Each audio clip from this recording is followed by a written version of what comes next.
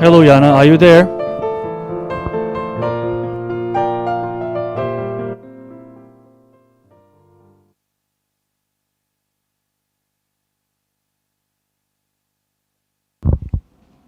Hello, Yana. Can you unmute from your side? Yes, I did. Lovely. Can you hear me? Can you hear me? Yes, we can hear you. Thank you. Yeah. Let's begin. 네, 우리 야나 슈타인게써 선생님 들어오셨습니다. 여러분 기다려주셔서 감사합니다. 세계의 내일을 위한 정의로운 선택 시작해 보겠습니다. 여러분 세계의 내일 책 다들 읽으셨죠? 세계의 내일은 기후변화의 흔적을 따라 우리 슈타인게써 선생님의 가족들이 모두 함께 그 여행을 떠난 이야기입니다. 사실 기후변화의 위기를 직면하고 있는 세계 곳곳은 굉장히 절망적이고 또 굉장히 어려운 어떤 상황이라고 우리가 상상할 수 있지만 사실 슈타인게써 선생님의 가족들이 보여준 많은 모습들은 절망이라기보다는 희망의 어떤 모습들이 더욱 많았습니다. 그래서 오늘의 선택이 전혀 다른 세계의 내일을 만들 수 있다라고 하는 가능성을 이야기해 주는데요. 오늘 바로 그런 지속 가능한 내일을 위한 생태적 상상력을 발휘하는 시간이 되길 바랍니다. 오늘 이 자리에서 가능성을 이야기해 주실 야나 슈타인게써 선생님과 강의를 먼저 전해 듣도록 하겠습니다. Hello, Yana. Hello. Yeah, it's a bit late, but thank you very much for joining us today. Actually, we had a change in time tonight. I think we didn't. Yeah, so it was So what time is it now? Now it's only there? 8:15 here. 8:15 in the morning, right? Yes. Okay. Although it is a virtual meeting, I'm so happy and thrilled that we finally meet each other, and I'll be a moderator and also a translator for this event today. And I mean, it would have been amazing if we had you here today in South Korea, but let's wish to be happened in the future. And you and your whole family, including Hans, Paula, Mio, Hannah, Frida, all will be welcomed to South Korea. Thank you very much. We very much hope that we can make it one day. Definitely, sure. And your book, Die Welt von Morgen, The World of Tomorrow, is about your family, about your journey along the tracks of climate change. And I believe that everyone here today, including myself, must feel grateful to get the chance to read your book and your inspiring and thought-provoking project. So for today's session, we're going to begin with your greeting and the keynote speech to your Korean fans here at Indigo and those who are online too. And then I'll bring up some questions to you and followed by the questions from the audience. So it's all yours, Yana. Thank you very much. Well, I'm very happy that I have the opportunity to talk to you today. Thank you very much for that invitation and for giving all of us the opportunity to start a discussion afterwards. 여러분 오늘 초대해 주셔서 진심으로 감사드립니다. 이 기회를 갖게 되어서 저 또한 굉장히 기쁘고요. 오늘 이 초대로 통해서 여러분과 함께 이야기를 많은 이야기를 나눌 수 있으면 좋겠습니다. I want to start actually with telling you a short story from my childhood that might explain why I do things the way I do them today. 저는 이제 오늘 이야기를 제가 어린 시절 이야기를 통해서 제가 지금 하고 있는 일을 왜 하게 되었는지 여러분께 이야기 드리면 좋겠다 생각입니다. I was only a 5-year-old kindergarten child when I remember telling my mother I was never ever going to eat meat again. 제가 유치원을 다니는 그 5살 시절에 엄마에게 절대 난 다시 고기를 먹지 않을 거라는 그런 말을 했던 기억이 납니다. I can tell you all hell broke loose within my family. And people told me, you're not going to grow anymore. That was a very popular prophecy I saw myself confronted with. 그래서 제가 그런 말 하고 나서 온 가족이 나서가지고 저한테 너 그러면 성장도 못하고 키 안 큰다고 엄청 나무랐던 그런 기억이 납니다. So only, it's like 40 years ago, vegetarian was a word, or let's say a concept, rarely heard of in our small village community where I grew up. 그래서 이제 채식이라고 하는 것, 이것은 40년 전에 제가 살았던 그 아주 작은 마을에서는 전혀 통용되지도 않고 이해되지 않았던 그런 개념들입니다. So actually vegetarian sounded too much like resistance, challenging the common values at that time. 그래서 이 채식이라고 하는 단어는 어떤 저항의 말로 들렸고요. 또 그 당시에 통용되고 있던 가치들에 대한 도전으로 이해되었습니다. So the village I grew up in was a typical 1980s countryside village in Germany. The neighbors kept a very close watch on me and my sisters. And, if you tried to dance out of the line, that was something no one had sympathy for. 제가 살았던 이제 여동생과 함께 있었던 그 80년대 독일 시골 마을의 경우에는 사실 그런 경계를 넘어가는 거에 대해서 전혀 사람들이 그 어떤 공감도 해주지 않았던 이제 그런 시골 마을에서 제가 태어나고 자랐습니다. The neighbors always said to my mom, it might be over soon, expressing hope that my revolt was just a short episode. But what they meant actually was she might turn normal one day. Those who tried to break normative rules in our village were declared to be out of their right mind. Or in my case, as a child, still had to be equipped with common sense. That's what they thought. 근데 제가 있었던 이제 그 마을 또 그리고 이웃들이 저에게 보여주었던 어떤 그런 메시지들로부터의 경험을 본다면 제가 시도했던 그런 어떤 저항, 소위 어떤 혁명적인 그런 시도가 어떤 의미를 갖는다는 것이죠. 그래서 그 마을 전체의 어떤 상식과 정상의 어떤 그런 범위를 조금씩 바꾸게 되는 이제 그런 기회가 되지 않았나 생각이 듭니다. So what else could I do actually than become creative? The sausage, for example, on my plate disappeared in the flower vase once my mother had turned her back on me for a moment. And I always had to find ways to deal with that situation. 그래서 이제 그렇기 때문에 저는 창의적이 될 수밖에 없었던 겁니다. 그래서 어머니께서 말하자면 저에게 등을 돌리시고 했을 때는 그 소세지에 대해서도 그렇고 먹지도 못했고 그렇기 때문에 저는 거기에 대한 어떤 방법을 찾아야만 했던 것입니다. I could easily have given up my resistance, and just do what everyone else was doing at that time. And I just couldn't see myself doing it. So in contrast, I remember even as a child that I created a passion for doing things in a different way. And I remember that I obtained quite some strength from swimming against currents. 그래서 이제 저는 제가 했었던 그런 일종의 저항은 사실은 쉽게 포기할 수도 있었던 것이라고 생각합니다. 하지만 저는 그 반대로 아주 아기였음에도 불구하고 어떤 열정을 갖게 된 겁니다. 그래서 새로운 방법을 찾아야만 했고, 흔히 이제 주류적인 그런 흐름에 제가 반기를 드는 그런 용기를 가지고자 애썼던 것입니다. So it was not when I was a child, but when I was a young adult that I realized that structures for sustainable lifestyles do not appear out of the blue. They have to develop on a social and cultural level, mainly through individuals challenging norms, values, and valid paradigms.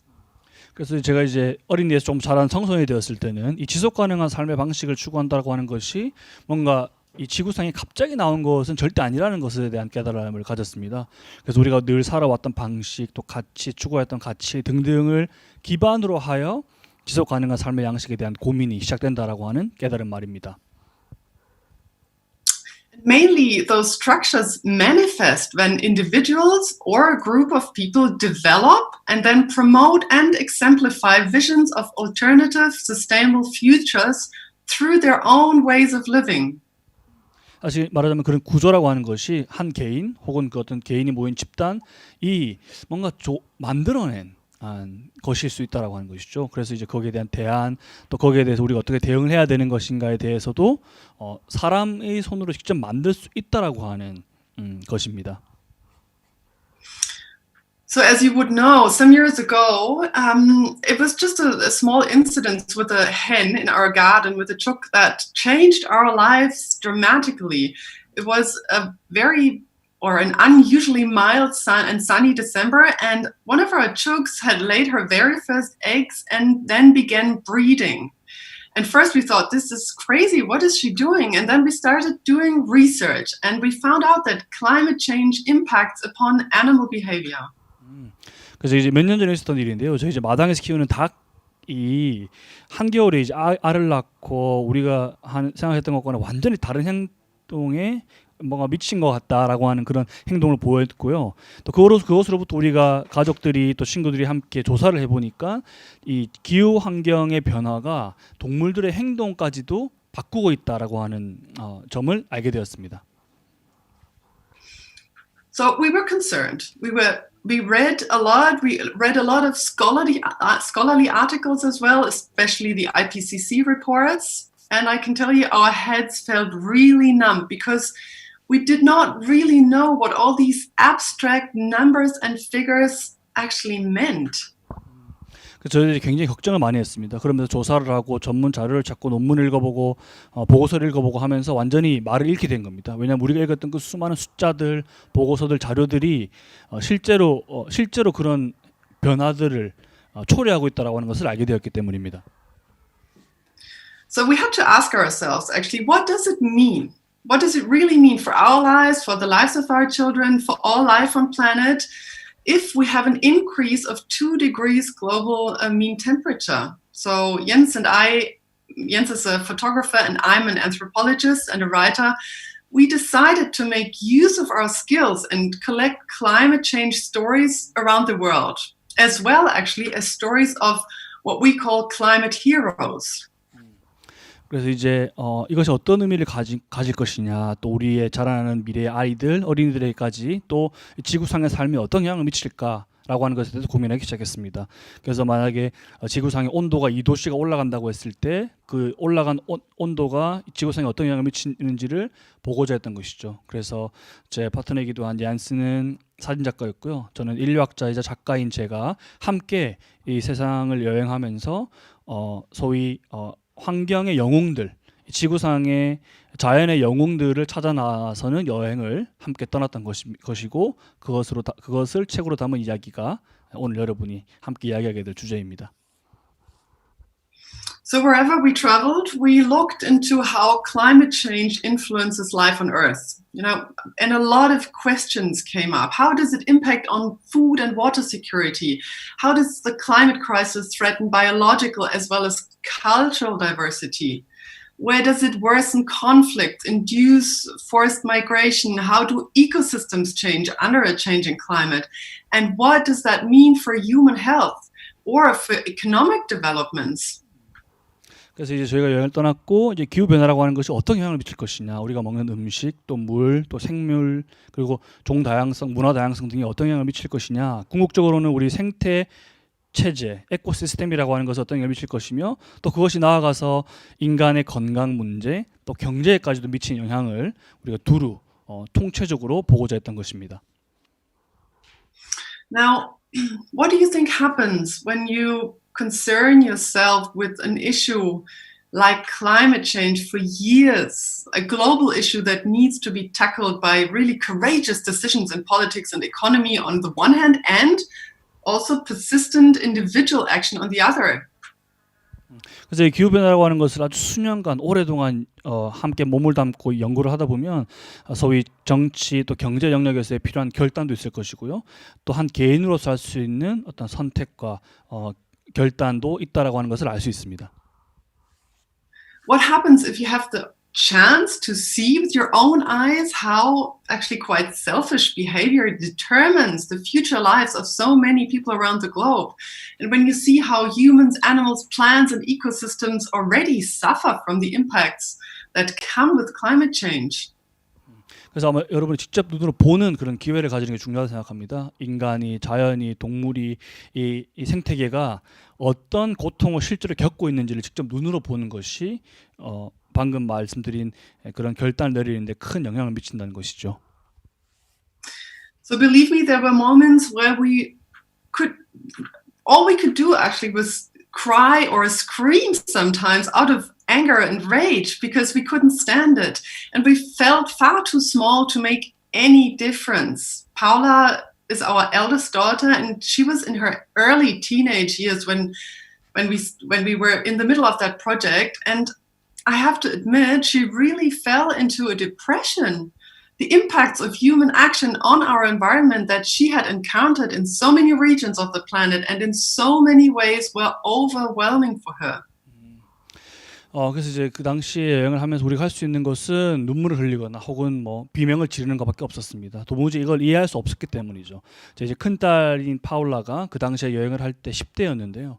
할 수 있는 것이 아무것도 없었고 결국은 어떤 그것이 우울로 흐르게 되는 결과를 낳았습니다. 왜냐하면 인간이 우리가 하는 일이 이 지구상에 어떤 영향을 미치니 또 그 영향이라고 하는 것이 얼마나 막대하고 거대한지에 대한 깨달음이 그녀로 하여금 이제 우울의 감정에 빠지게 만들었던 것이죠. You know, we saw melting glaciers, dying forests, species going extinct, ocean acidification, coral bleaching, shrinking sea ice covers, and so much more. 그래서 우리가 직접 목격했던 것은 책에 나와 있겠습니다만 이제 빙하가 녹고 동물종이 사라지게 되고 또 황폐화하게 되고 숲이 사라지게 하는 것들을 저희가 직접 눈으로 다 목격했습니다. And of course, it was not just Paula, actually, who was overwhelmed. It was also us, the adults, who ask ourselves quite often how long we can continue pushing the limits of our planet systems that sustain us. 그래서 이것은 이런 어떤 우울과 그 압도되는 느낌을 받았던 것은 파울라만이 아닙니다. 어른인 저희도 이 여정을 떠난 이후로 이 우리가 하고 있는 활동들이 지구상에 도대체 어떤 영향을 미치고 그 영향이 얼마나 막대한가에 대한 것이 감당할 수 없을 정도의 크기로 다가왔습니다. So actually, we all know that humans have become the dominant creating force on our planet. Indeed, we have become so dominant that a whole eon might be named after us, the Anthropocene. And that, one could say, is enough bad news to give up. 그래서 우리가 사실 이 지구상에서 인간이라고 하는 존재가 어떤 지배자로서 늘 역할을 해왔다라고 하는 것이죠. 그래서 이 우주라고 하는 것, 이 지구라고 하는 우리의 대지 위에 인간이라는 존재가 자신 지배적인 그 위치를 과연 놓을 것이냐라고 생각한다면 회의적이라고 말할 수 있겠습니다.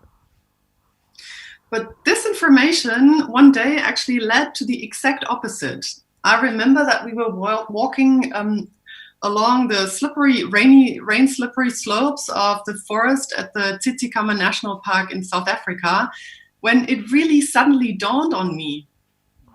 그래서 하지만 그럼에도 불구하고 인간이 그 정반대의 길로도 갈 수 있다라고 생각합니다. 남아프리카 공화국에 있었던 그 절벽에서 인간이 떨어져 내리는 그런 모습에 대해서 우리가 머릿속으로 그려볼 수가 있겠죠.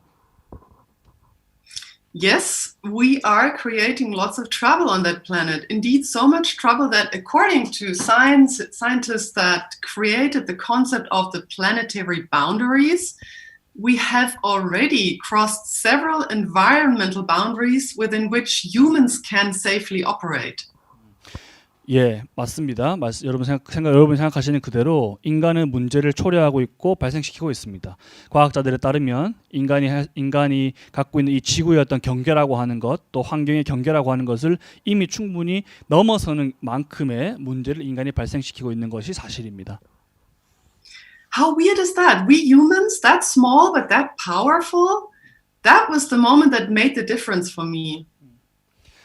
어떻게 하면 과연 그럴까요? 왜 그런 것일까요? 이렇게 작은 존재인 인간이 그렇게 거대한 변화를, 막대한 변화를 만들어낸다라고 하는 것은 도대체 왜 그런 것일까요? 그것은 뭔가 저에게 의미를 갖습니다. So, if we are able to so drastically change our environment to the negative, why on earth should we not be able to use our skills, our intellect, our competences, our creativity, our empathy, and our ability to think ahead and design future? 그래서 우리가 뭔가 지구상에 부정적으로 이렇게 미칠 수 있는 영향의 크기가 막대하다라고 했을 때 왜 우리는 인간이 가진 기술, 지능, 창의성, 공감 능력, 미래를 볼 수 있는 그런 성찰 이런 것들을 긍정적인 방향으로 활용할 수는 없을까요? So it was the moment when I got the point. If we want to stop the climate crisis, we have to change the values and norms guiding our actions. 그래서 제가 이 모든 것을 멈추고자 한다면 어떻게 해야 될까라고 하는 것이라는 질문에 도달했을 때 우리는 이러한 행동을 바꿀 수 있는 가치 그리고 규범을 완전히 철저히 바꿔야 한다라고 하는 생각에 도달했습니다. So that's rather abstract thoughts, I have to admit, especially for a young teenager that Paula was at that time. 그래서 제가 이제 이것은 제 자신뿐만 아니라 그 당시에 이제 청소년이기도 했던 우리 아이들이 느꼈던 것이기도 합니다. So what we realized was that we have to enable our children, but let's say all of us, to feel our own self-efficiency. We had to start really small, no more business as usual, and we had to look for, let's say, allies. You look for your very own heroes whose stories of change give you strength.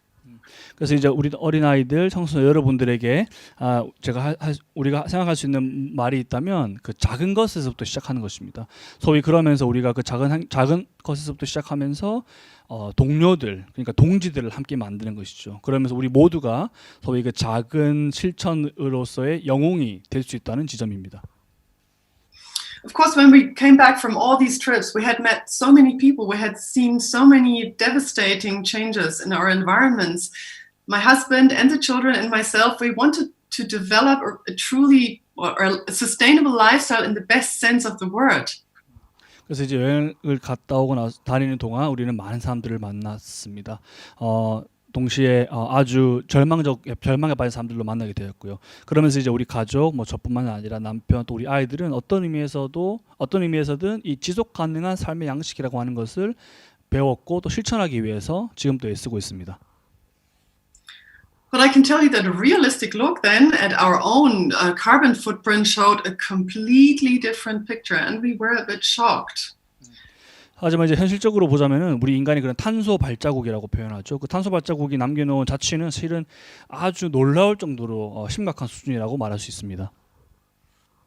So there's three big areas in which every single one of us can contribute to climate protection, and that is mobility, energy, and nutrition.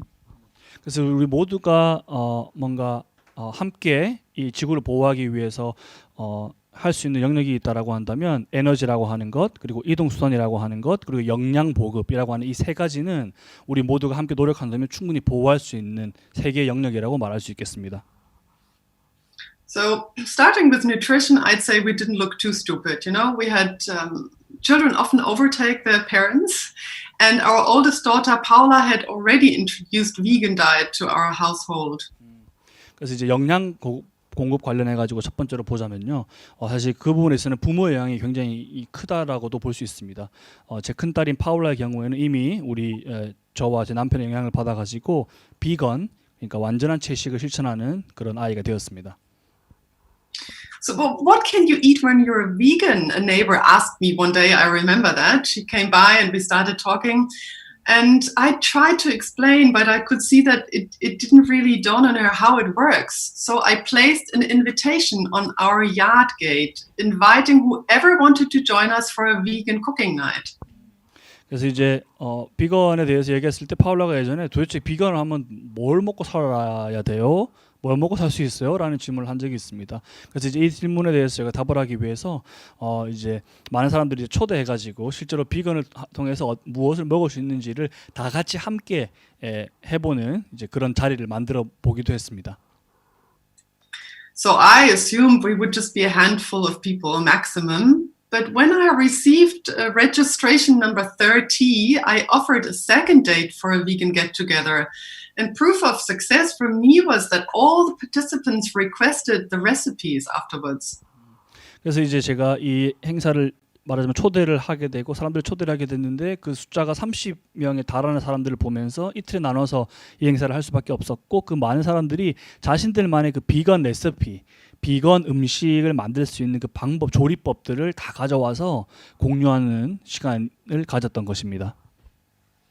So a very visible issue for especially the little ones in our family was the pollution with plastic And when we came home, they decided that we should definitely have a plastic-free household. 그래서 이제 여행을 하면서 굉장히 눈에 띄게 가시적으로 우리 손에 우리 시각 자료에 들어왔던 것 중에 하나가 이 플라스틱 쓰레기로 인한 오염이었습니다. 그래서 이 작은 것에서부터 시작할 수 있을 테니까요. 우리 집에 와서 우리 집은 플라스틱 전혀 없는 그런 집을 만들자라고 하는 실천을 지금도 하고 있습니다. Can you imagine how difficult that was? I mean, it's a great idea, but how do you really do that? You have to change your consumer behavior completely. And whenever possible, you know, we have a bulk store close by where you can bring your own containers and fill up whatever you need. Or we go and do our grocery shopping at the farmer stall in the next village where the food is locally produced, it's seasonal. 그래서 여러분 이러한 실천이 정말 얼마나 어려운지 아시죠? 이것은 우리의 소비주의, 소비 성향과 태도 모든 것들을 다 바꿔야 하는 겁니다. 가능한 최선의 것을 최대의 것을 해야만 하는 것이죠. 그래서 늘 텀블러를 다녀야만 되고 그 텀블러 형식의 뭔가 담을 수 있는 용기를 가지고 물을 먹어야 마시는 걸 가져와야 되고 또 채소를 얻기 위해서는 지역 재배 그리고 계절 채소들을 하기 위해서는 우리 마을에 없어서 다른 마을까지 가서 사와야 하는 그런 어려움까지도 겪어야만 하는 감수해야만 하는 것입니다. Or we started producing our own food like plant milks or almond butter or vegan cheese or whatever. 그래서 이제 그 다음에 우리가 할 수 있는 것은 직접 이것을 만드는 것입니다. 그래서 이제 아몬드 버터나 이제 치즈와 같은 것들을 이제 집에서 직접 만들어서 우리 음식을 스스로 생산해내는 것이죠. What we also did was introducing, let's call it a sharing concept in our household. So the idea that when you're tempted to buy something, we ask ourselves if we already have it in the house or if we can borrow it or, you know, if we can share it with neighbors. So with the local soccer club in our village, we initiated a sharing house in our community. 그래서 이제 저희가 또 했던 어떤 실천 중에 하나가 있다면은 이제 공유 개념을 실천하고 소개하는 것이었습니다.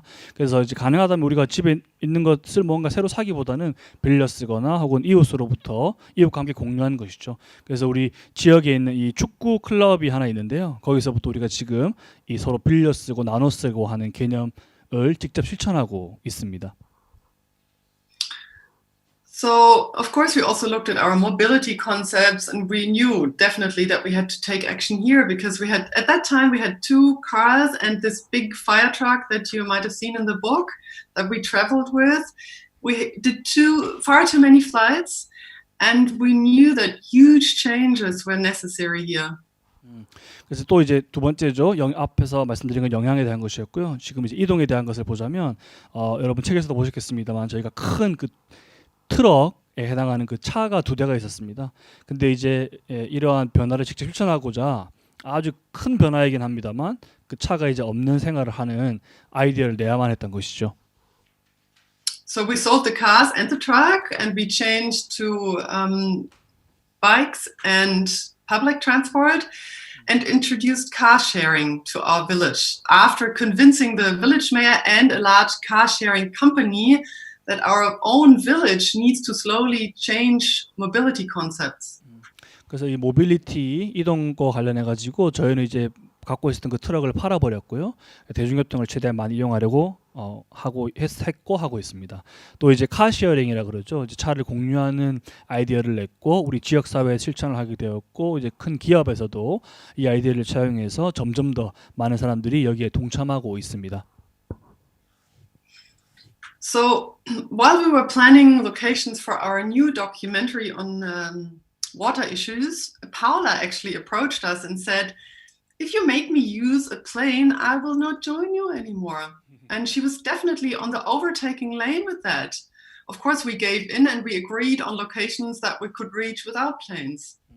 그래서 이제 또 다른 것 중에 하나가 이제 그 물에 대한 것입니다. 그래서 파울라 같은 경우도 이제 물에 대한 건강을 따져보는 건데요. 그래서 파울라 같은 경우도 이제 부모 엄마한테 말하기를 어디 여행을 갈 때 비행기를 타고 가는 것이라면 난 절대 가지 않겠다라고 선언을 했고요. 그래서 이제 저희도 파울라에게 어딘가를 가게 될 때 비행기를 사용하지 않고 여행을 가는 이제 그런 실천을 하고자 약속을 했습니다.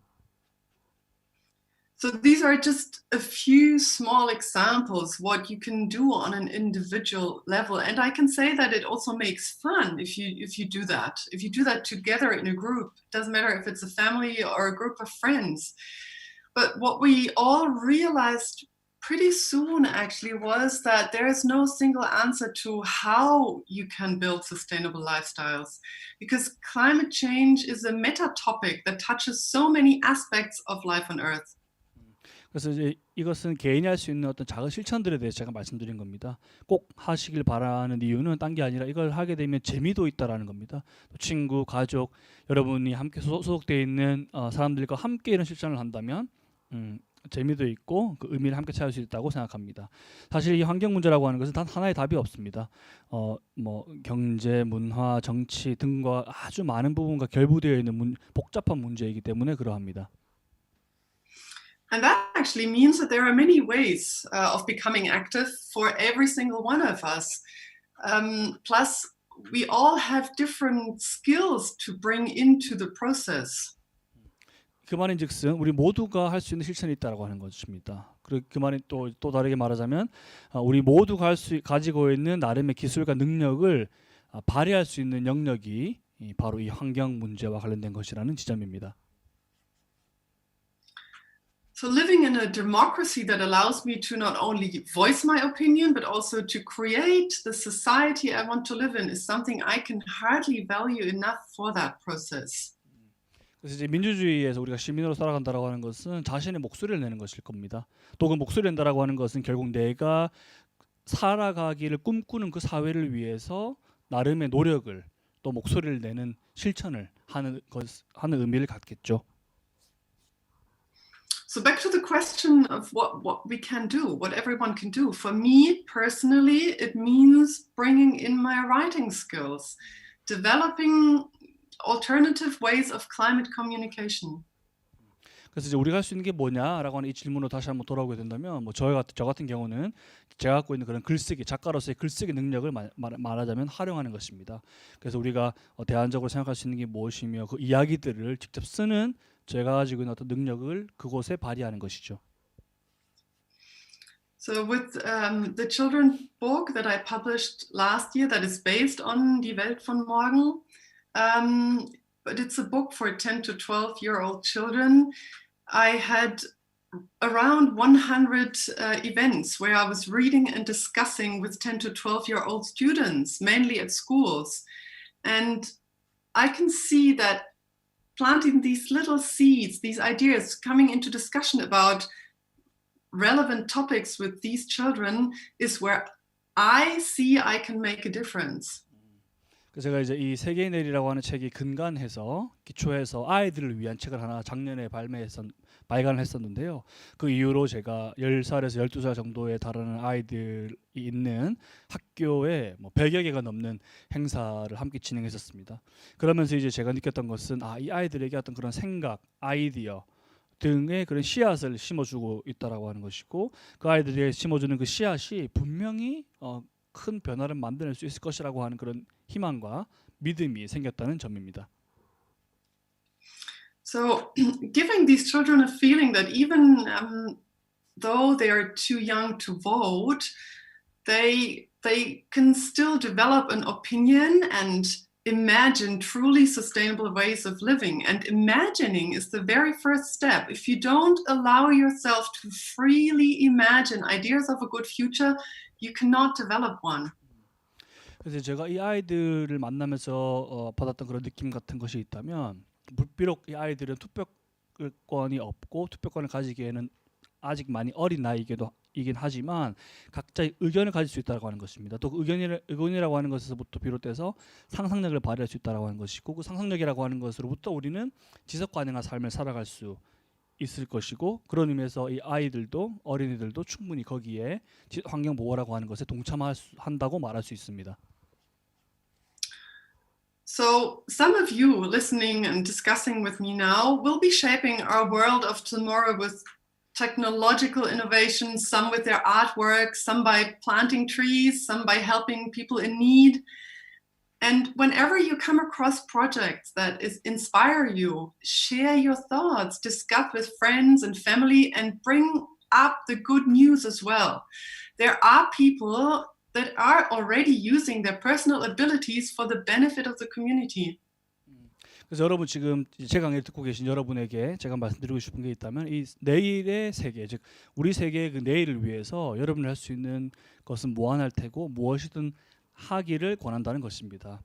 공동체에서 친구들을 도와주고 또 나무를 하나를 심고 하는 그 모든 작고 사소한 노력이라 하더라도 여러분에게 영감을 주는 실천들을 하십시오. 그리고 그러한 여러분이 갖고 있는 생각들을 서로 공유하십시오. 그렇다면 그리고 그 공유함으로써 좋은 소식들을 서로 갖게 될 것이고 그것이 궁극적으로는 우리가 생각하는 그런 사회의 변화, 세계의 변화까지도 만들어낼 수 있다고 저는 생각합니다. So one of my very personal passions actually is the marine environment.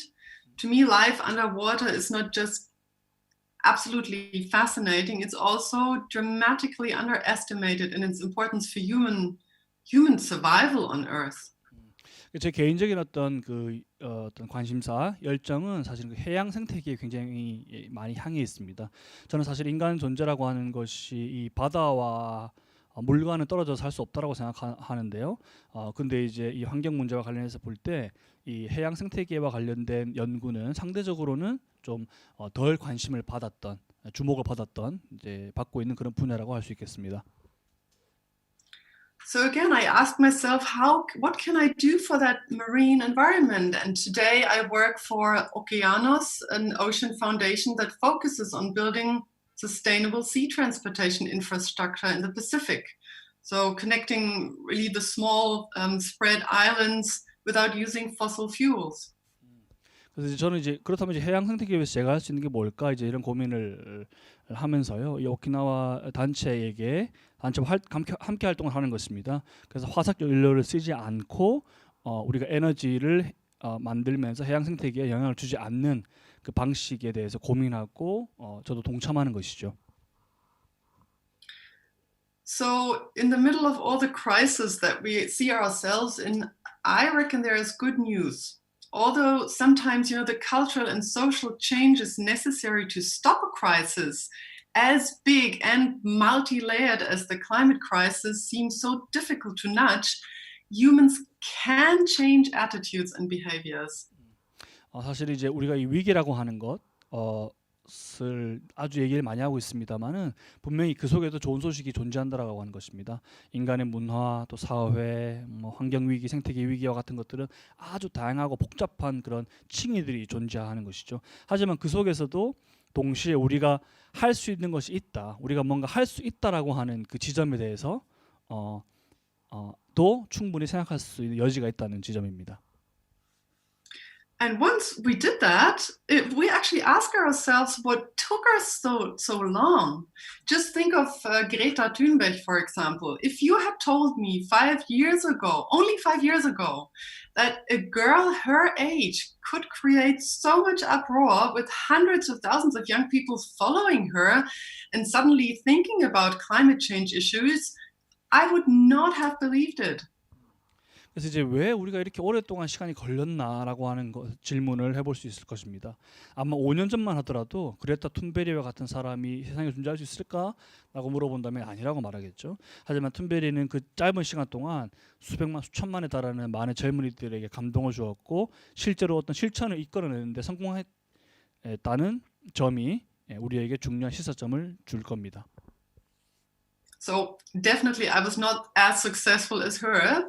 But today, at least, when I'm invited to my parents' house for dinner or lunch, I don't have to hide that I'm a vegetarian, of course, and I don't have to hide the sausage in the flower vase anymore. Indeed, my mother has turned into a very creative and passionate vegetarian and animals' rights protector herself. 이제 저희 부모님 그렇기 때문에 이제 물론 저는 그레타 툰베리만 그렇게 유명하거나 하진 않겠습니다만 저만 하더라도 이제 부모님 집에 가게 되면 이제 부모님도 제 채식에 대해서도 제 채식을 제가 부끄러워하거나 미안할 필요가 전혀 없게 되었고요. 집안에 그 찬장 안에 들어있는 그 소시지에 대해서도 더 이상 말하지 않아도 되는 것입니다. 오히려 제 어머니 같은 경우는 굉장히 요리에 있어서 제가 채식이라고 하는 것을 알게 되신 이후로 아주 창의적이고 열정적으로 뭔가 새로운 음식들을 만들어내고 계십니다. Thank you very much. I'm very much looking forward to your questions and discussion points. 네, 여러분 오늘 제 말씀 들어주셔서 감사합니다. 이제 여러분 질문을 받아보면서 함께 이야기 나누셨으면 좋겠습니다. Thank you. 네, 여러분 강의 들으시면서 아마 생각하셨을 것 같은데요. 인디고 서원서 우리 함께 공부하고 있는 친구들은 더더욱 이런 생각을 할 것 같습니다. 저는 야나 선생님이 아주 오래전부터 우리와 같이 공부를 하셨던 건 아닐까? 같이 어떤 생각을 공유하고 있는 것 아닐까? 그런 생각을 합니다. 그 인디고 서원에도 에코토피아라는 채식 식당이 있고요. 그 식당도 아이들이 채식에 대한 사회적 의미를 사람들과 공유하기 위해 만든 식당입니다. I think I kind of feel that we have known each other for a long time because and shared what you have just said for many years because Indigo also has a vegetarian restaurant called Ecotopia, and this is a place that not only provide healthy vegetarian food but also promote this meaning of being vegetarian. Mm-hmm. Yes, I think this is a crucial point. It's not just about the nutrition. Of course, it's about the values and norms behind it. That we have to consider how we as humans place ourselves on Earth without harming and without destroying the very basis that our existence is is based on. 그래서 저는 굉장히 중요하다고 생각합니다. 이 지구상에 있는 인간 존재가 인간으로서 우리가 가지고 있는 가치와 규범을 추구하되 그것이 우리가 토대로 해서 딛고 서 있는 이 땅을, 이 지구를 파괴하거나 해치지 않으면서 그것을 어떻게 지켜나갈 것인가에 대한 실천은 굉장히 중요하다고 생각합니다. 네, 이제 본격적인 질문을 좀 드릴까 합니다. 세계의 내일을 책 읽으면서 굉장히 토론을 많이 했는데요. 그 아일랜드 편에 보면 피오르에 쓰레기가 쌓이고 또 사냥을 하지 못하는 개들의 어떤 굶주림과 또 그래서 청소년 자살률이나 실업률이 굉장히 높아지는 사회 문제가 많이 발생하는 것이 기후 위기로부터 시작한 것인데 눈앞에 이런 문제들이 너무 급급하다 보니까 본질적인 문제인 기후변화를 생각하지 못한다라고 하는 구절이 있었습니다. 사실 이런 경험이 우리도 비슷하게 많이 겪습니다. 지금 우리가 겪고 있는 코로나19도 마찬가지인데요.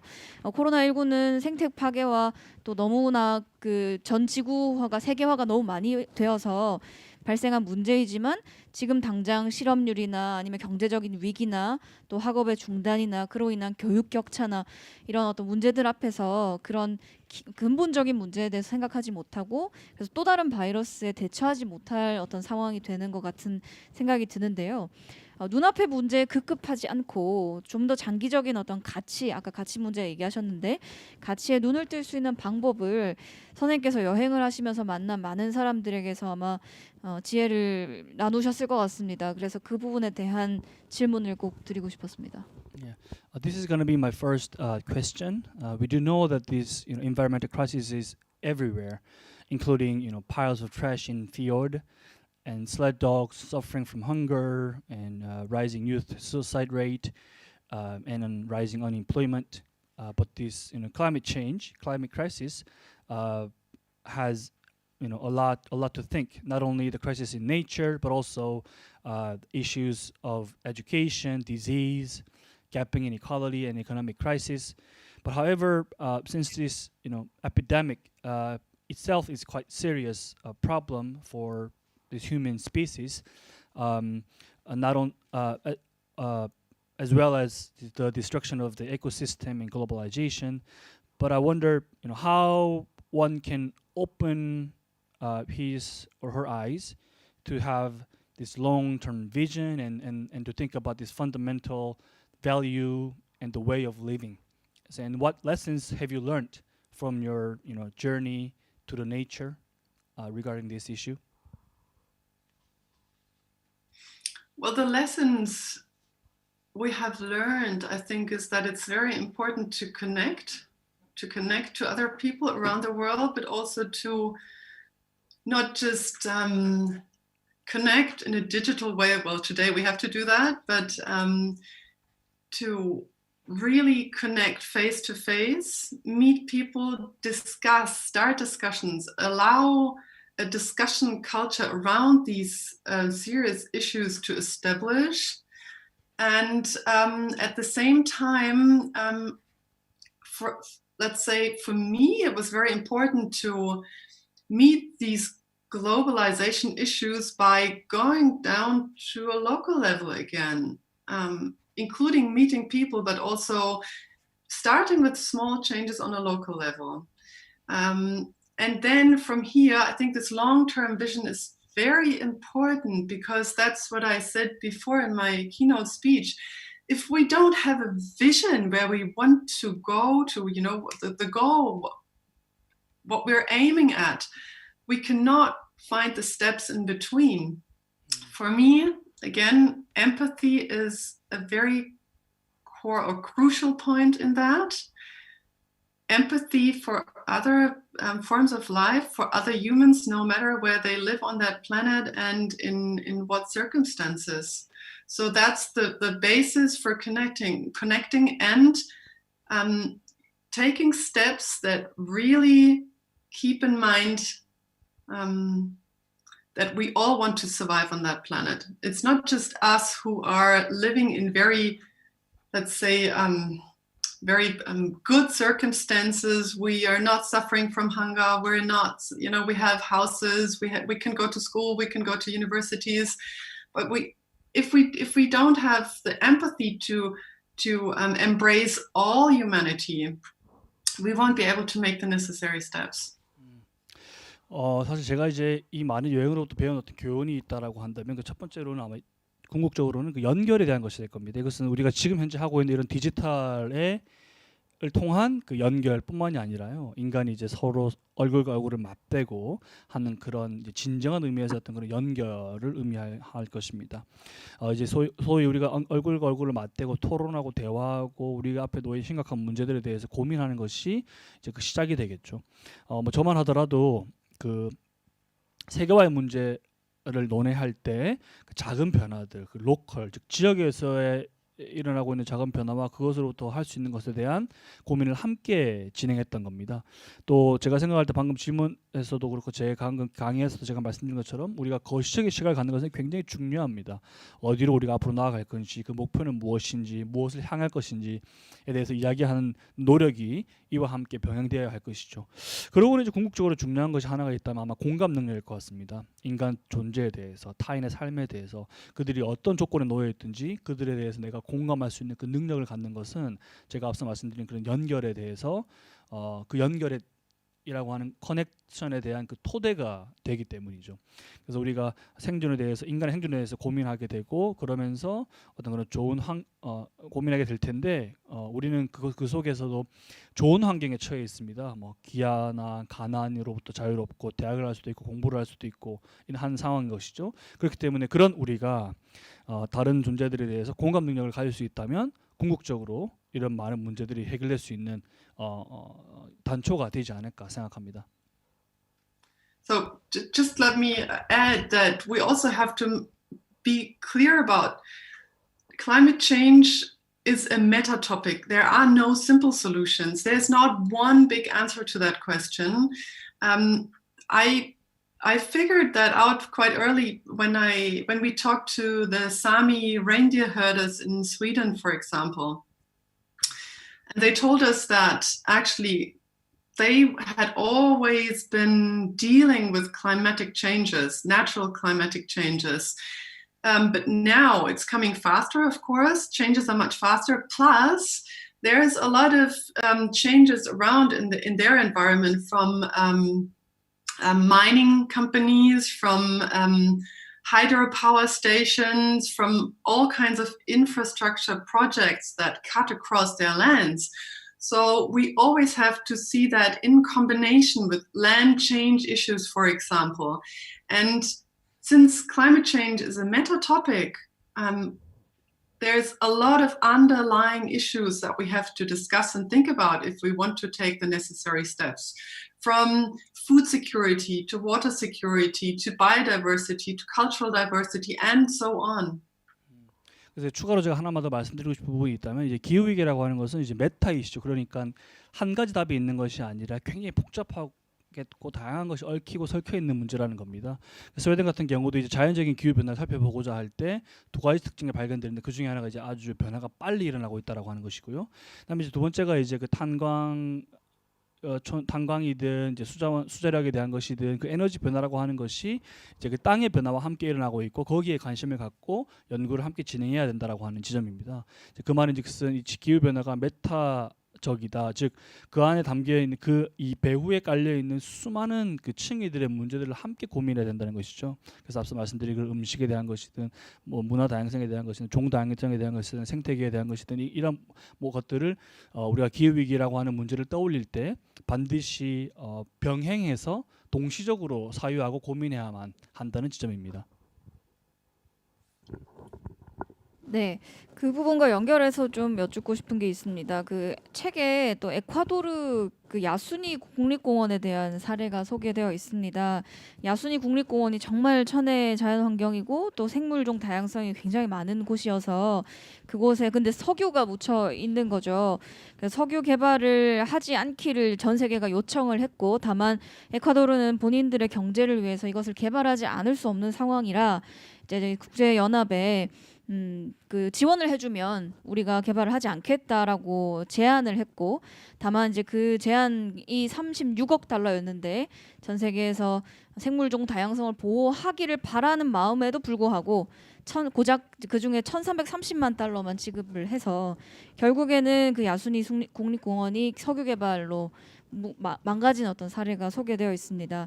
근데 그 사례는 우리 세계가 생명이라고 하는 가치 혹은 자연이라고 하는 가치보다 돈이라고 하는 것에 가치가 있다라고 하는 것을 그러니까 절실하게 느끼게 해준 어떤 사례라고 생각합니다.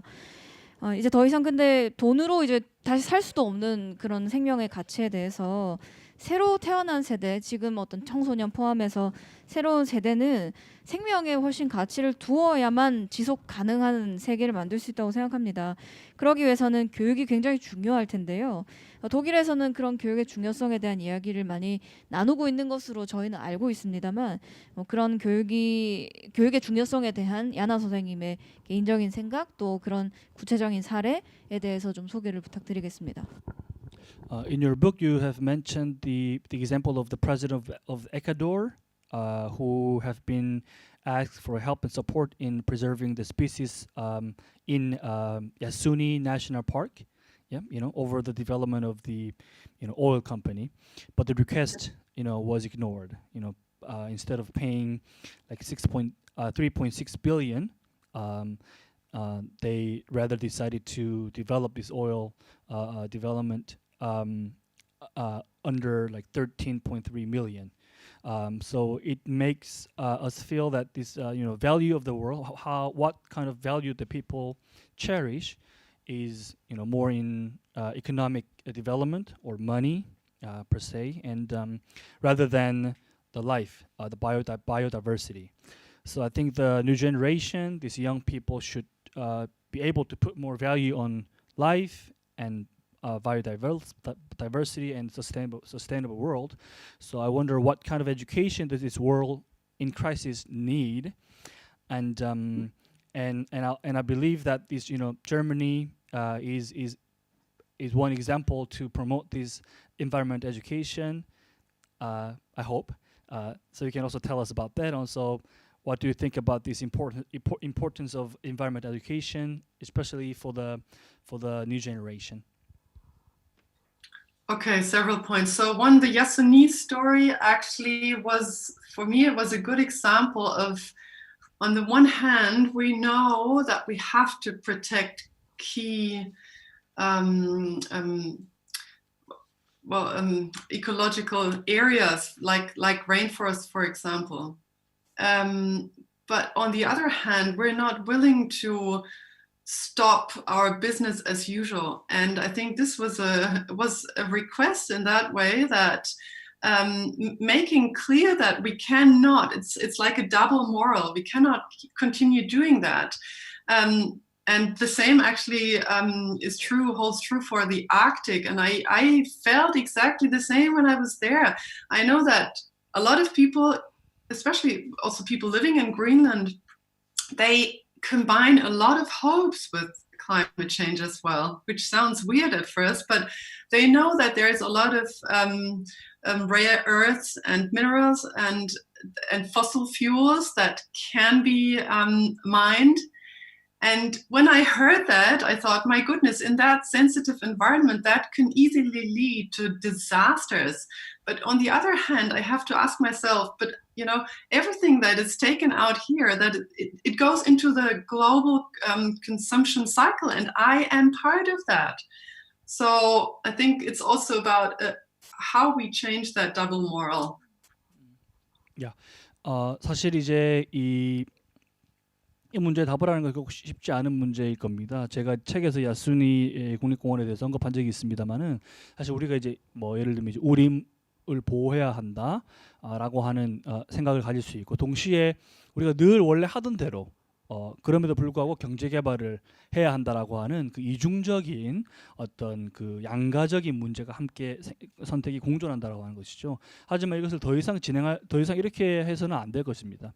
근데 이제 일례로 뭐 그린란드의 경우에, 북그린란드 경우에 사람들이 그 안에 광물, 화석 연료 등이 분명히 그 안에 있다라고 하는 것을 알기 때문에 자연 보호를 하기보다는 이것을 개발하는 방향으로 선택을 하는 경우가 생긴다는 것입니다.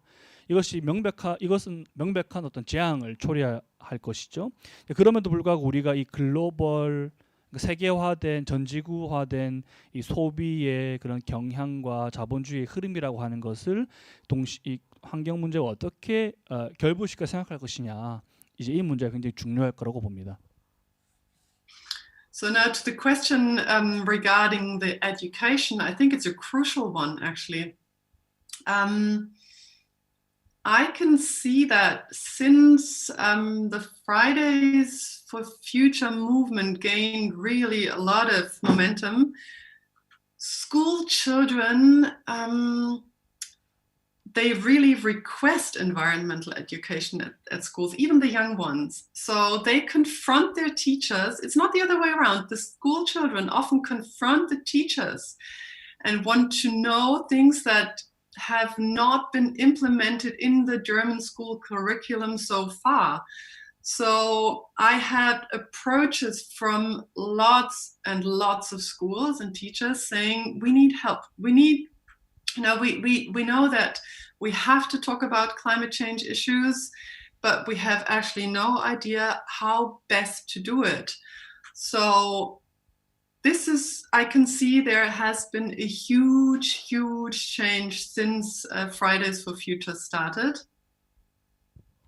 예, 사실은 교육에 대한 부분을 질문해 주셨는데 굉장히 중요한 아주 결정적인 부분입니다. 사실 이제 금요일 이제 학교 이제 그레타 툰베리로부터 시작된 이제 금요일 학생 시위로 인해서 아주 큰 변화가 일어나고 있다고 저는 목격합니다. 도쿄 같은 경우에도 이제 학생들이 선생님들에게 우리가 원하는 환경교육, 또 환경교육이 필요하다라고 하는 것을 요구하는 상황이 되어버린 것이죠. 이제 교사가 학생에게 어떤 무엇을 가르쳐야만 할 것인가가 아니라 학생들이 교사에게 그것을 원하는 그런 시대가 된 것입니다. 그래서 이제 커리큘럼에도 변화가 생겨야만 하고, 또 그런 과정에서 교사들이 도움을 요청하는 상황이 된 것입니다. 그래서 환경교육을 해야만 하는데 아이들이 원하기 때문에 해줘야만 하지만 어떤 것이 최선의 교육인지에 대해서 교사가 이제 원하게 되었고, 그 교사가 원하는 것은 결국은 학생들이 그것을 원했기 때문이라는 것이죠. 그래서 저는 이 굉장히 크고 거대한 변화가 일어나고 있다라고 믿습니다. So what I can also see when I go to schools and read from the book and discuss with the children, I can see that on the one hand, what is necessary is to give basic understanding of the natural science behind that. What is climate? How does it work? How does our climate system work? And what is climate change?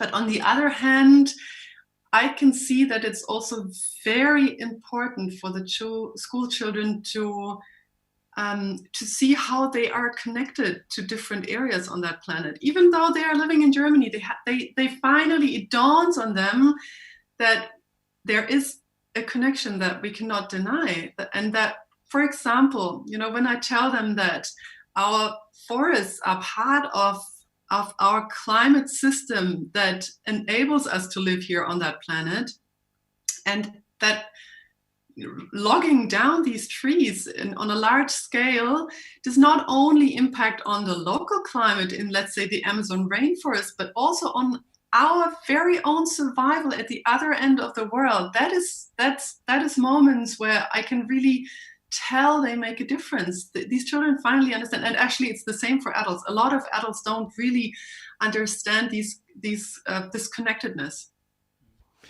그래서 제가 이제 책을 내고 제 책 출간한 책을 통해서 아이들과 직접 만나서 토론하고 하는 과정을 학교에서 많이 거치면서요. 이제 무엇이 필요하냐에 대해서 이제 고민을 하게 되었습니다. 첫 번째가 이제 자연과학에 대한 어떤 이해와 지식이라는 생각이 들었습니다. 우리가 하는 활동들이 인간의 어떤 행동, 행위가 이 자연의 실제 환경에 어떤 영향을 미치는지에 대한 그런 것을 이해하고 지식을 얻을 수 있게 도와주는 것이 필요하다 생각을 했고요. 또 하나 이제 학생들에게 가르쳐야만 하는 것이 있다면 얼마나 인간이라는 존재가 다른 종 또 자연과 연결되어 있냐라고 하는 지점입니다. 지구상의 또 다른 부분과 연결되어 있냐라고 하는 지점을 가르치는 것이죠. 예를 들어 이제 우리 지역에 있는 그 숲을 아주 많은 부분을 표현한다고 하더라도 그것이 지구 환경에 미치는 생태계 영향은 아주 막대하지만 실제 피부로 와닿는 지역 경제에 미치는 영향은 미미할 것입니다. 그럼에도 불구하고 예를 들어서 이제 아마존 밀림을 우리가 다 베어냄으로써 그 지역뿐만이 아니라 전 지구에게 위기가 초래된 것처럼 이 연결성 자체를 얼마나 가르칠 수 있느냐가 중요할 것 같습니다. 비단 이것은 학생들에게뿐만 아니라 어른들도 실제로 우리가 얼마나 연결되어 있는 이 연결성 자체에 대한 이해를 충분히 갖고 있지 못하다고 저는 생각하기 때문에 이 두 부분을 좀 가르칠 수 있는 게 필요하지 않나라는 생각을 해봅니다.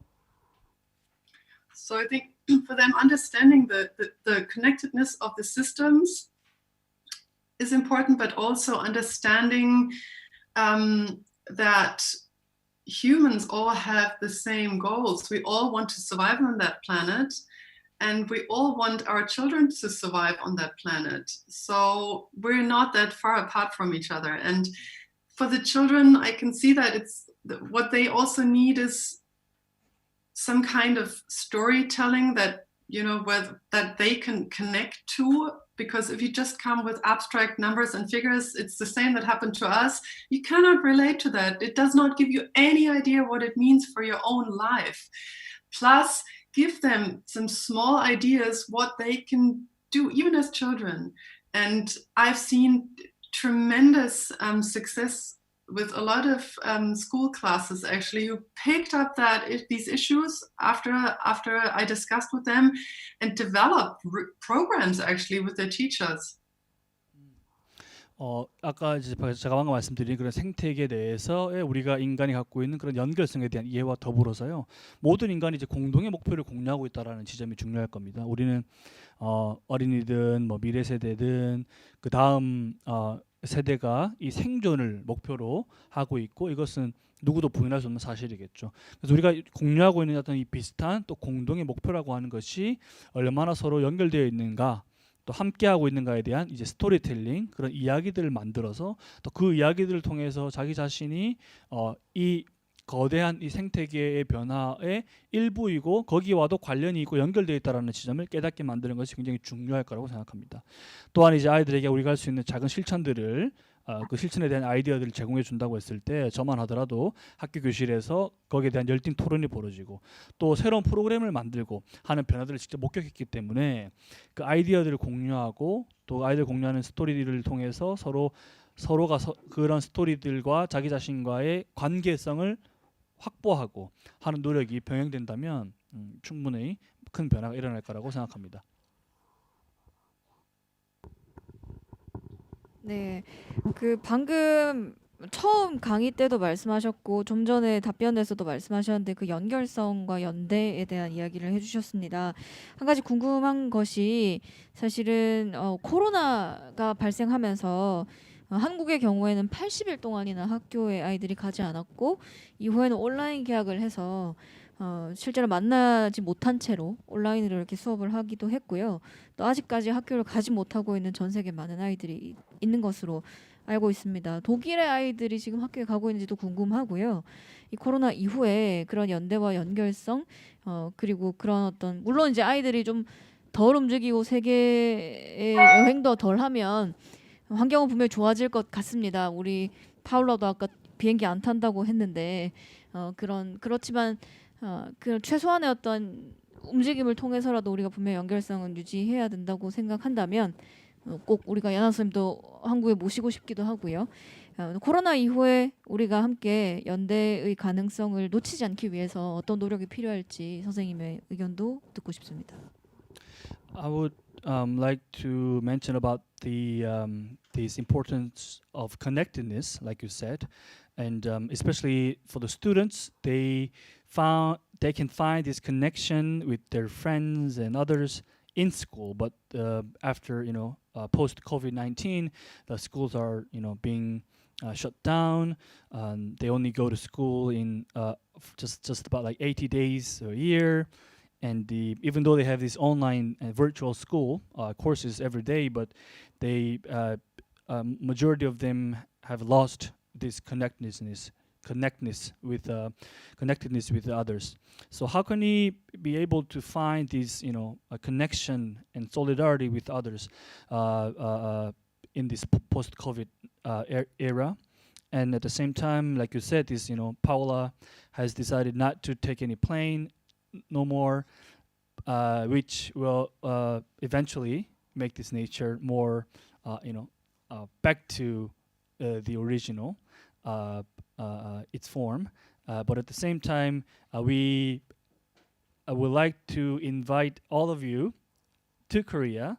But then, how can we also, find a way to invite you here into South Korea? So this is kind of like a dilemma that we have here. So so I would like to ask, how can you make this genuine connection with one another in this post-COVID era?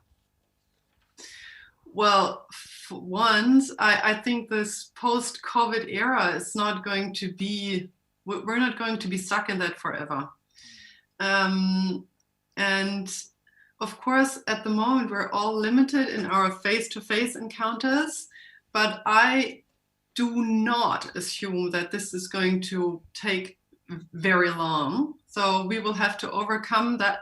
We will go through that for a while, but then we'll go back to encountering each other, meeting at school, at universities, going to, talks, discussing with people.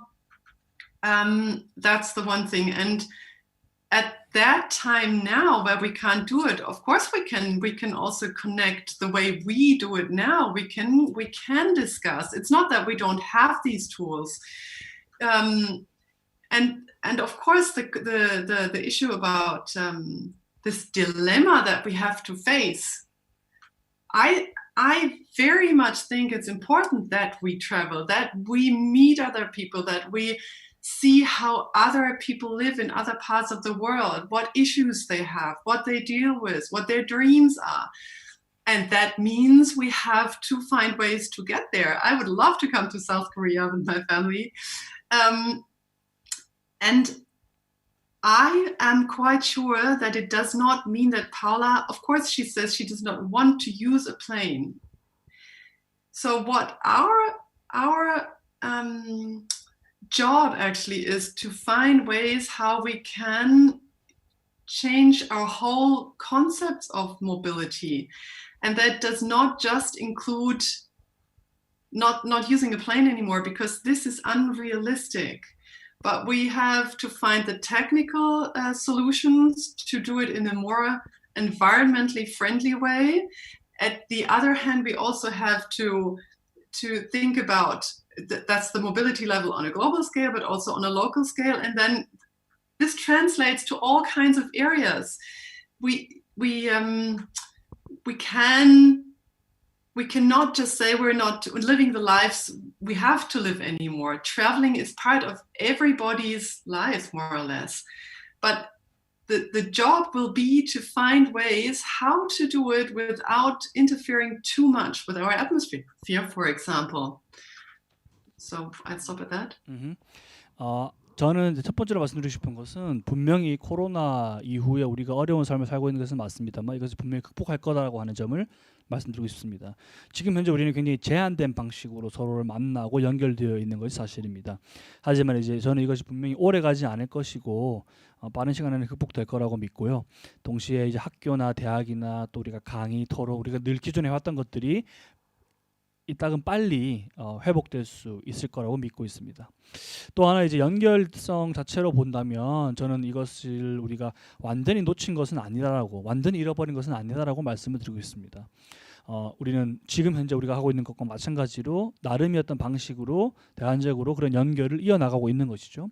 하지만 중요한 건 이제 언급하셨던 그런 딜레마, 즉 만나고 싶지만 그 만나러 가는 수단이 과연 어떻게 되어야 되는가 라고 하는 점이 될 텐데요. 이제 다른 지구 저는 여전히 다른 지구의 다른 부분에 다른 곳에 살고 있는 사람들의 꿈, 그들이 어떤 꿈을 꾸는지, 어떤 삶을 살고 있는지, 어떤 양식을 갖고 문화를 만들고 있는지에 대해서 굉장히 관심을 갖고 있습니다. 저 또한 우리 가족들과 함께 한국에 정말 가고 싶은 마음도 갖고 있고요. 파울라 같은 경우도 이제 비행기를 절대 타지 않겠다고 했지만 우리에게 그렇기 때문에 일종의 과제가 놓여 있다라고 할 수 있겠습니다. 그래서 이걸 어떻게 바꿀 거냐, 이 이동 방법이라고 하는 것을 비행기를 그럼 완전히 없애버릴 것이냐라고 하는 것은 비현실적인 게 되겠죠. 하지만 우리가 이 자연 친화적인 방법으로, 그것이 지역적인 수준이든 글로벌 전지구적인 수준이든 어떤 아이디어를 만들어서 이 모든 분야에 해당하는 아이디어를 적용시킬 수 있을 것이냐라고 하는 과제가 놓여 있다고 말할 수 있겠습니다.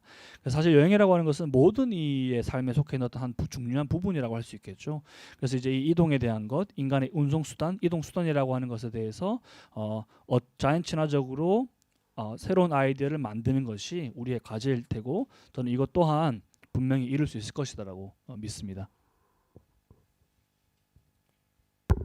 네, 그 갑작스럽게 한 가지 좀 궁금한데요.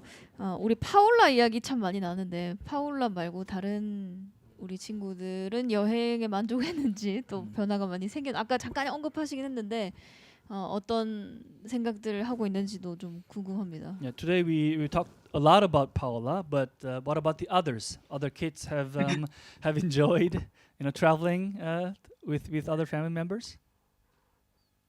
Yes, they have enjoyed it. Sometimes it was quite difficult because the places we went to were not typical tourist attractions, of course. Especially East Greenland was a big issue actually to travel there. They also had to overcome a lot of fears, I have to admit, because of course, as a child, being confronted with a lot of very strange environments, other cultural ways of dealing with issues, sometimes it was quite a big step for them, and it's the same that Paula experienced was for the little ones. That holds true as well. That sometimes the questions that came up were so big that we could not find answers. So if you walk in Greenland and you see there's rubbish everywhere where you go, around the human settlements, and the children start asking questions. Why is that so? And why do you see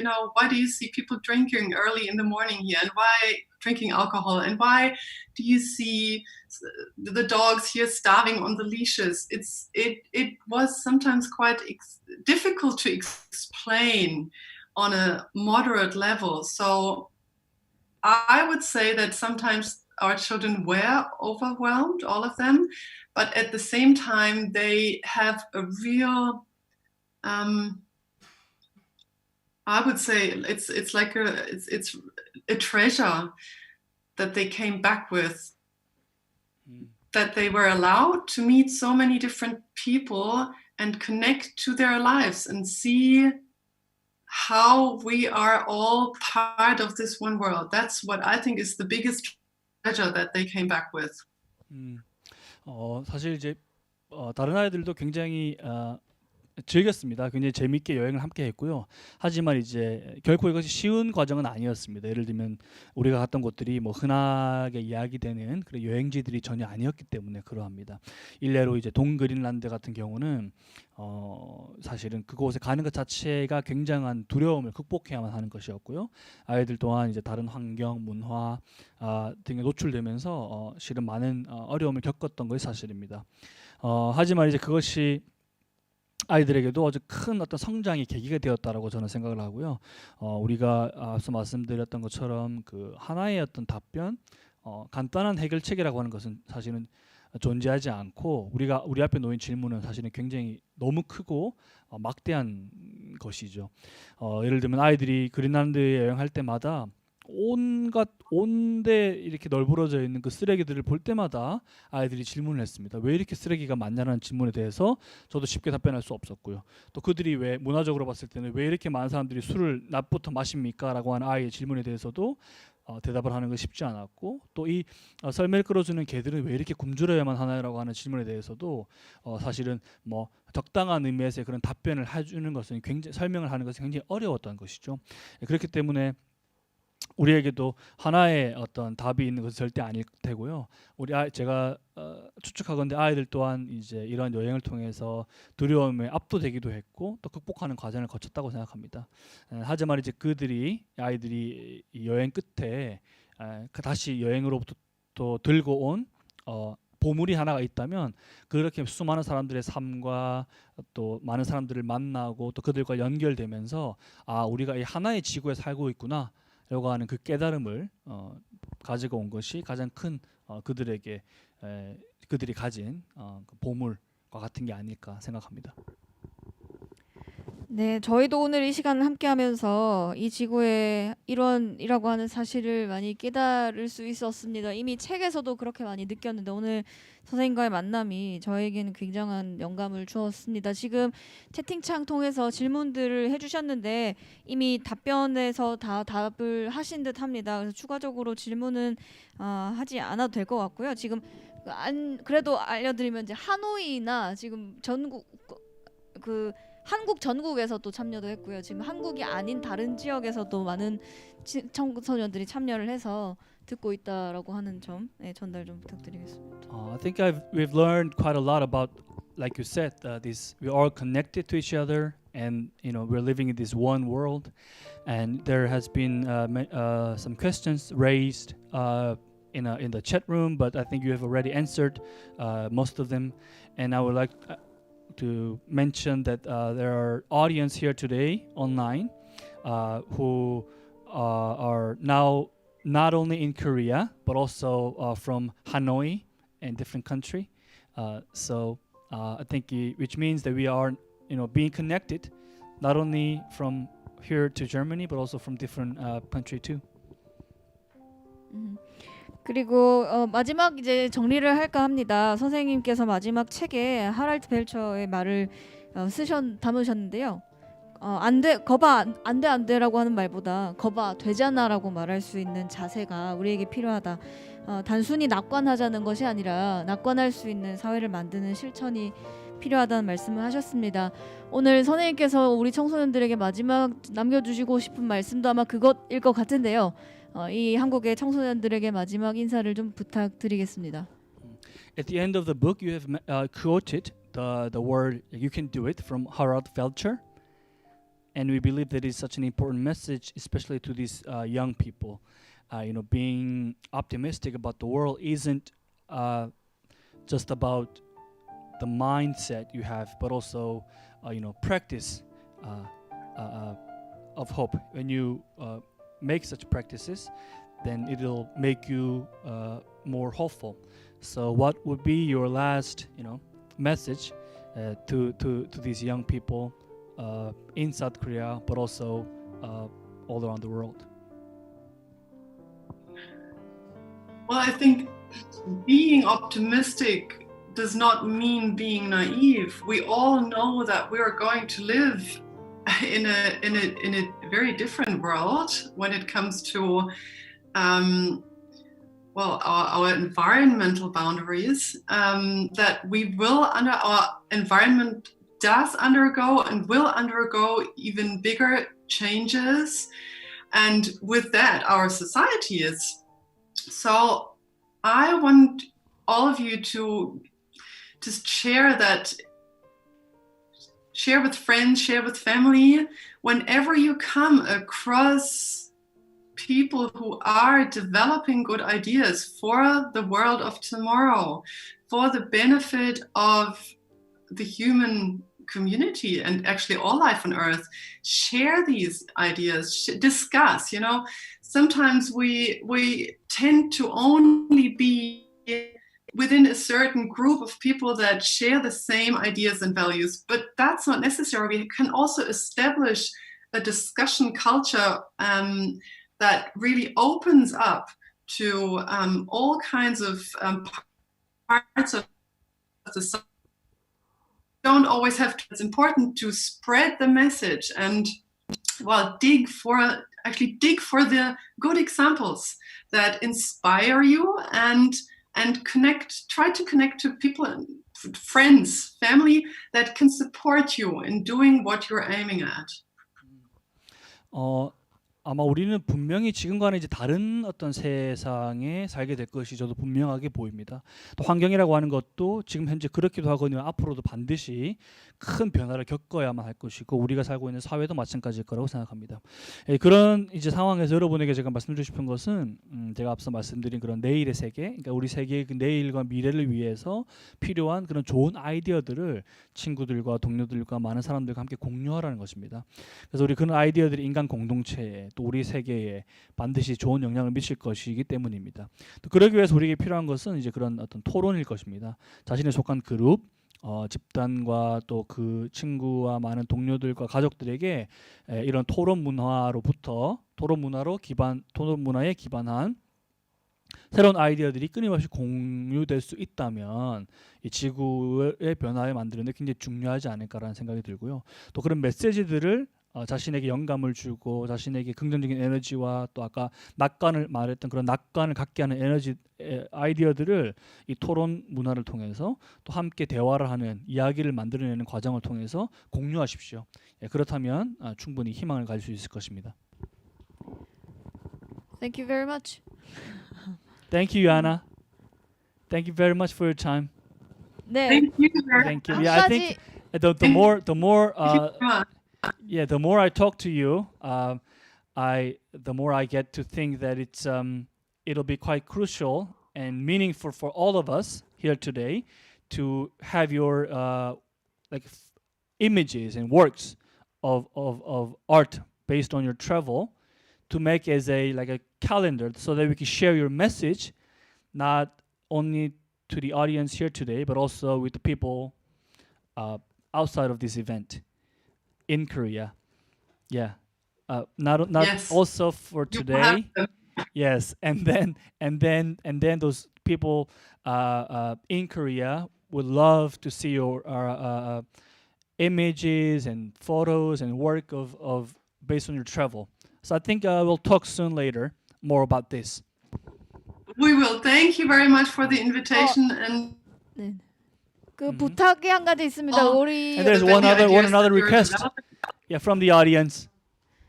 네, 선생님이 지금 화면에 계신데 저희가 이렇게 앞에가 사진을 같이 찍으려고 Oh yeah, 합니다. we can. Can you also allow us to take a photo with you on the screen? But there are only Yeah. a couple of them here on site. Yes, So of course. if it is Okay. okay. 그리고 여러분 그 온라인에 계신 분들도 화면에 지금 화면을 켜주시면 저희가 컴퓨터를 한 대 둬서 여러분의 얼굴이 나오게 하려고 합니다. 그 화면을 켜주시면 여러분도 사진에 나올 수 있도록 하겠습니다. 여러분 선생님 네 선생님 여기 앞쪽으로 여러분 모여주시고요. Yes, I will also send you this wonderful photo Thank you you in the very much. background and students in front of you taking photo here. 앞에 이렇게 Yeah, they might be, wearing masks, but still, Yes, well, yeah, you'll be able I'm to see lucky them. that I Yeah. don't have to wear one here right now since I'm alone. 무릎을 꿇고 여러분 앉아. 좀 But one day we will all meet without masks again. Huh? Yes. 허리를 펴고. Beautiful.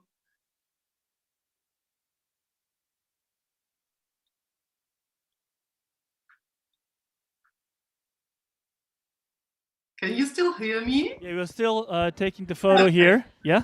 Yes. Okay. 1, 2, 1, 2, 3. Tell me what to do. Yeah. 1, 2, 3. 1, 2, 3. You can say we do say kimchi in South Korea Kimchi? instead of cheese. Ah, okay, I'll do that. Kimchi. Yes. All right. 1, 2, 3. Kimchi. All done. Thank you very much, Yana. Thank you very much. Thank you. Yeah, I'm Thank sure that you you very might. much. Yeah, you can hear these people clapping. Yeah. Talk to you soon again. And I will talk to you soon. Lovely. Thank you very much. Thank you, guys. All Bye-bye. the best for you. Yeah. Bye. Thank you. Bye bye. Bye-bye. 네, 여러분도 여기 참석해 주셔서 감사합니다. 오늘로 이 행사는 마치고요. 저희가 인디고 서원에서 다음 달 15일에도 주제와 변주가 있습니다.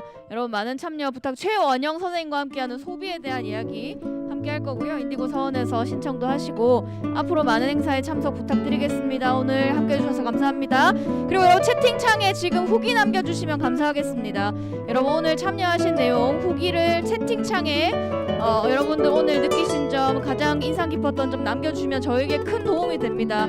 여러분 오늘 참여하신 후기를 채팅창에 간단하게라도 남겨주시면 진심으로 감사드리겠습니다. 오늘 함께 해주셔서 고맙습니다.